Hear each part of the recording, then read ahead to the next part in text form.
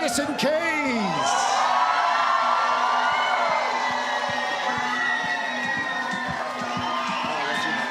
Come on in. What a moment this is. The crowd in full voice.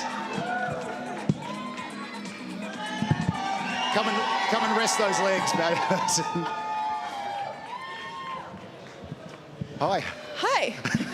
I'm James. You know Casey and Sam. Yes. This is Daphne. You've met. Yeah, we met. Congratulations. Thank you. How does it feel? There it is. The engraving. There I am. M. Look Keys. at that.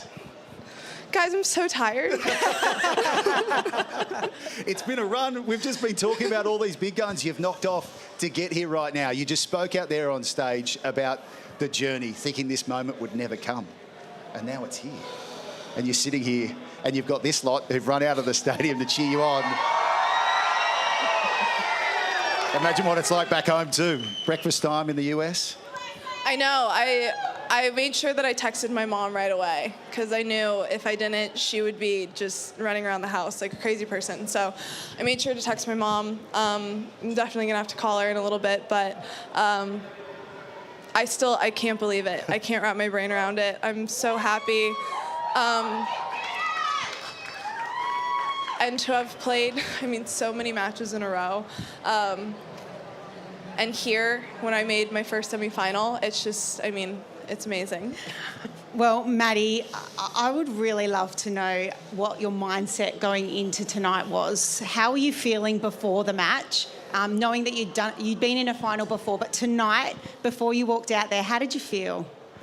I actually felt pretty good. I really just had, honestly, my only goal was to make sure that I played how I wanted to play and not have any regret, because the U.S. Open final that I lost, and then the last time I played Sabalenka in the grid at the U.S. Open, I walked off the court and I had a lot of regret because in the big moments I felt like I kind of backed off and she played the way that she wanted to, and I was going to absolutely be okay if I played how I wanted to and she beat me. If that's how it happens, then no problem. But that was my only goal, and I feel like I did that, and I just kept telling myself, just try to get the next point, just try to get the next point.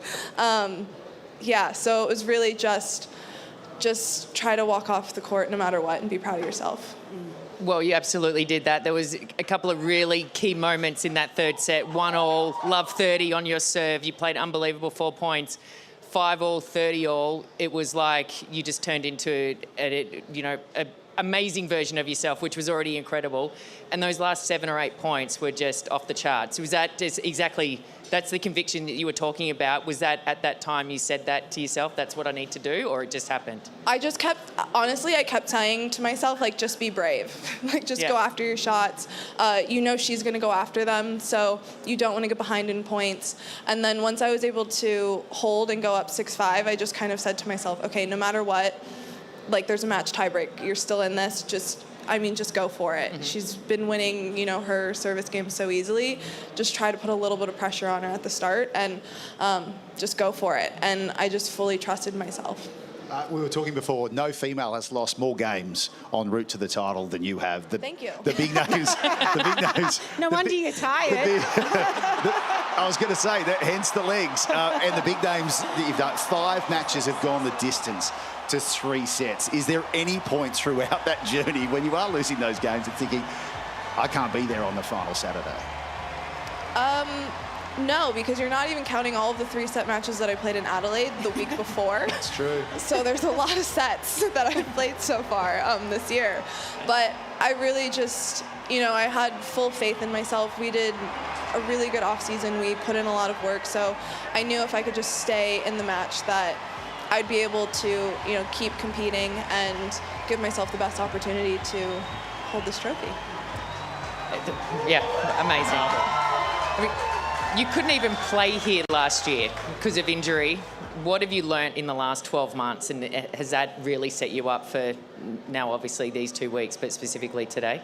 I think dealing with some of the injuries that I dealt with last year really kind of forced me into some changes, and it made me kind of have to stop being stubborn and listen to my husband. And it pushed me to get a little bit uncomfortable and be okay with that. And I feel like buying into that and being okay with that and honestly just starting to expect that, I think just set me up to start playing some really good tennis. And I felt like even last year, having the injuries and things probably not going exactly how I wanted, I felt like I was starting to play some really good tennis and figuring out how to compete really well and stay gritty out on match court. So I feel like it's just kind of all built up into this moment. You and Bjorn, you got married in November. You described it as the best weekend of your life. He's not within earshot at the moment. 2 months later, how does this compare? No, that was still the best weekend. Yeah, good. Right answer. Right answer. And this was you coming out of the Walk of Champions. You spotted your name on the LED in there? Yes, I did. As I was walking, I was like, oh my God, I'm going to be up here next year. That's so cool. Yeah, they don't muck around here. The engravings, getting up there. Your team. Talk us through. Just obviously there's Bjorn and your big embrace. He walks away with a bit of silverware tonight, but just the work that goes on behind the scenes to get you to where you are now. I have the absolute greatest team. They have really believed in me in the moments that I didn't believe in myself, and they, basically helped me completely rebuild after some pretty gnarly injuries last year. And I have the most supportive, best husband in the entire world who didn't even want to coach me. And I was like, please, please don't come with me. So it took some arm twisting, and he has just been the most supportive, and he's fully believed in me every step of the way. And if it wasn't for those three people who have been cheering me on all week through all of the 3-set matches, I wouldn't be here. And Maddie, just what about the people at home as well, and also along your journey, obviously mentors like Lindsay Davenport and people that have really probably seen you. Sometimes no one knows what goes on behind the scenes, right? And it's tough, maybe at your worst, but talk to us a little bit about those mentors that have helped you along the way and your family back home that have obviously supported you. Yeah, Lindsay was one of the first people to text me this morning. I really wish that she was here today. That would have been really fun. But Lindsay has been, one of my biggest supporters, and we are still incredibly close. So to have someone like her in my corner, and my mom has been the whole reason that I'm here. My sister, who literally doesn't even care about sports, actually sits there and watches all of my matches. So, I have such amazing support, and all of my friends. We have a great group chat of a few other players, and having a group of people who understand the ups and the downs and are there and are so supportive.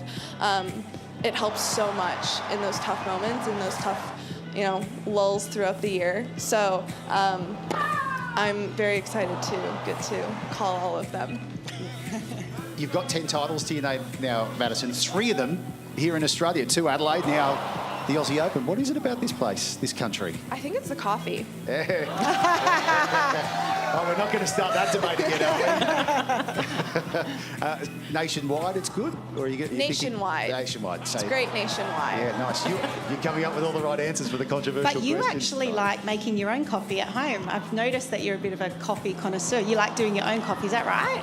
I'm honestly so excited to go home and make my own cup of coffee.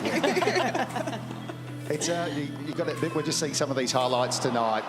The opposition this evening, Sabalenka. How do you best describe the world number 1, the back-to-back champion here until tonight?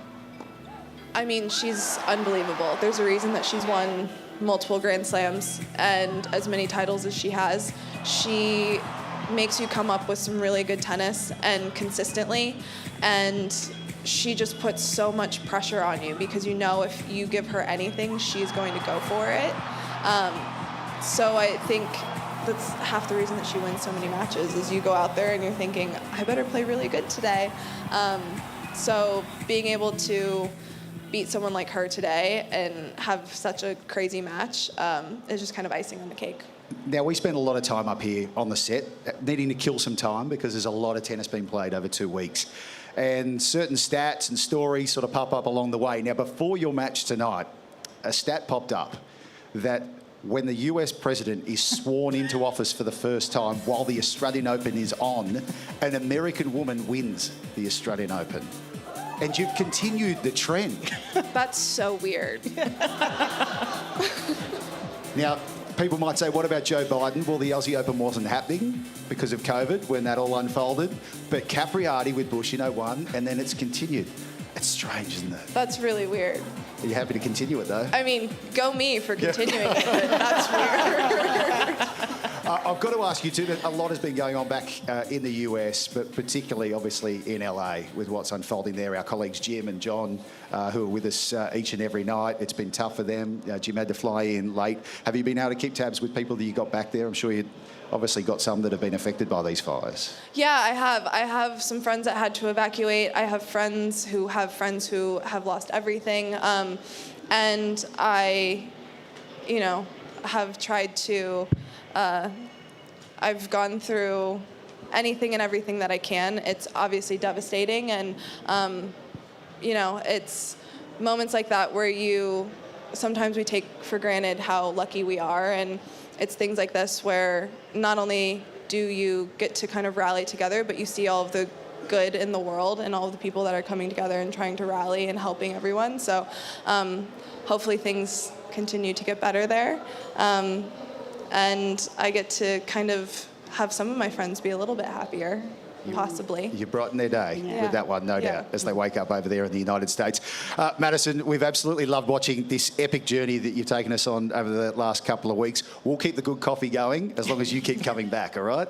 I'll be back. You'll see me again. Excellent. Title defence in 2026. We'll let you grab Daphne because I reckon these guys want to see it. You mind showing off your silverware tonight? Ladies and gentlemen, wherever you're watching around Australia and here at Melbourne Park, the Daphne Ackhurst Memorial Trophy in the hands of Madison Keys.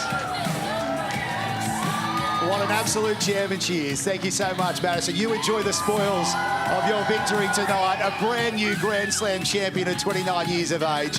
Wide World of Sports on YouTube is your home of the tennis this summer. With highlights of the best matches of the summer of tennis, the on-court interviews and every day with the morning serve, you'll be ahead of the game. So click that subscribe button so you don't miss a thing this summer.